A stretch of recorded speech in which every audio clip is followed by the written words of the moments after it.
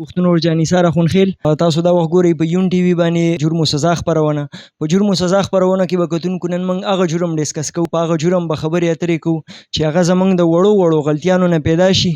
او بیا بچي پکې یتیمان شي، میندې پکې بوري شي، خویندې پکې کونډې شي، خاندانونه پکې ړنګ شي او د را روان ژوندو خلکو ژوند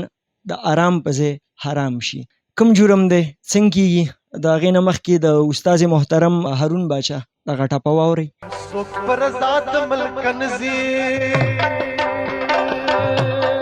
ګرانا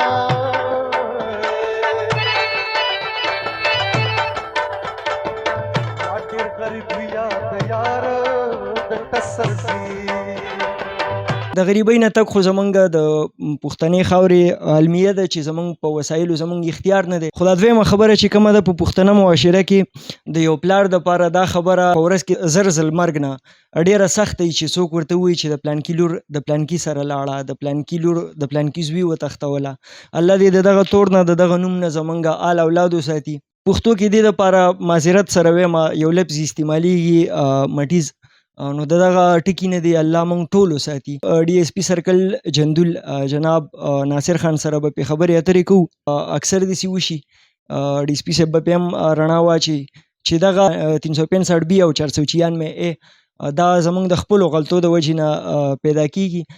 باید چې احتیاط وکړو. نور تفصیل پې اخلو د ډي اس پي سرکل جندول جناب ناصر خان نه. ډي اس پي صاحب سلام جوړ په خیر. وعلیکم السلام جانصار بھائی،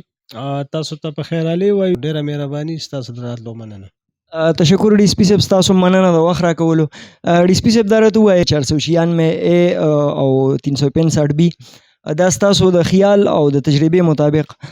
د کومو وجوهاتو نه مخې ته راځي؟ زه به ته دا ووایم چې دا قسمه مسلې چې دي نو دا نن سبا لږې شانې ډېرې شوي دي. کې په ماشوموالي کې موږ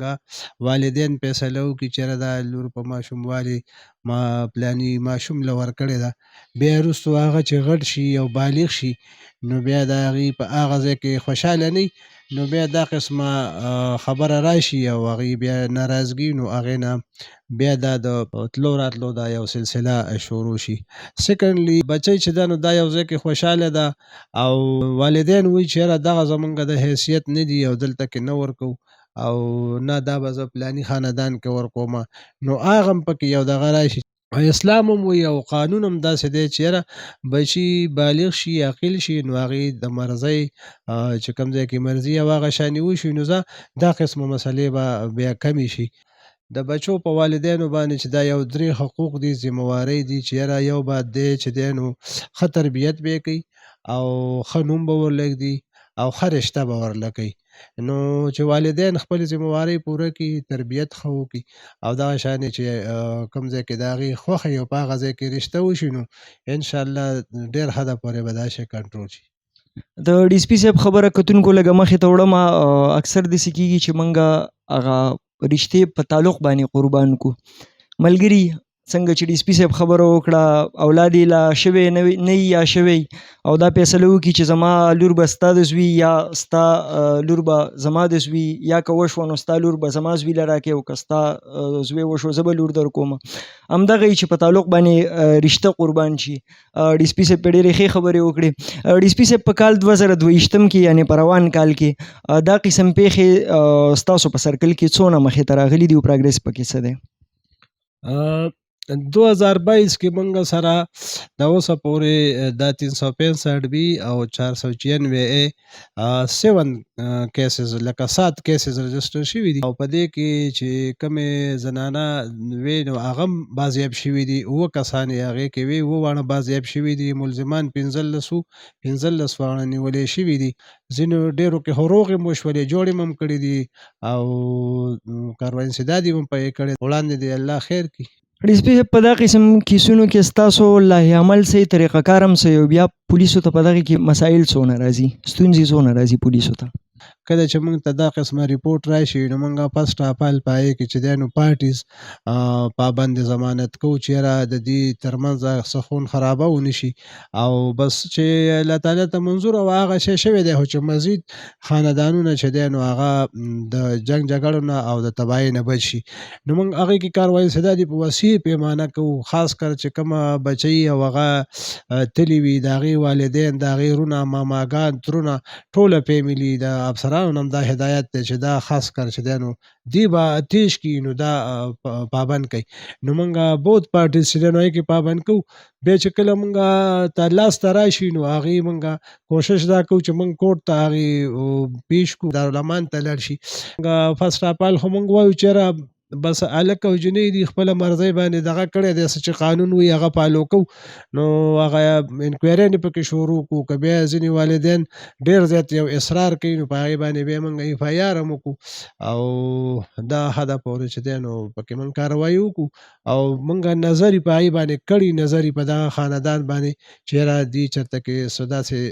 څه خون خرابه یا داسې څه لاین اډر سچویشن راته خراب نه شي نو هغې باندې موږ خصوصي نظر ساتو دا قسم کیسونه چې کله مخې ته راشي په دې کې بیا د جج فیصله اکثر څه راځي ستاسو د تجربې مطابق؟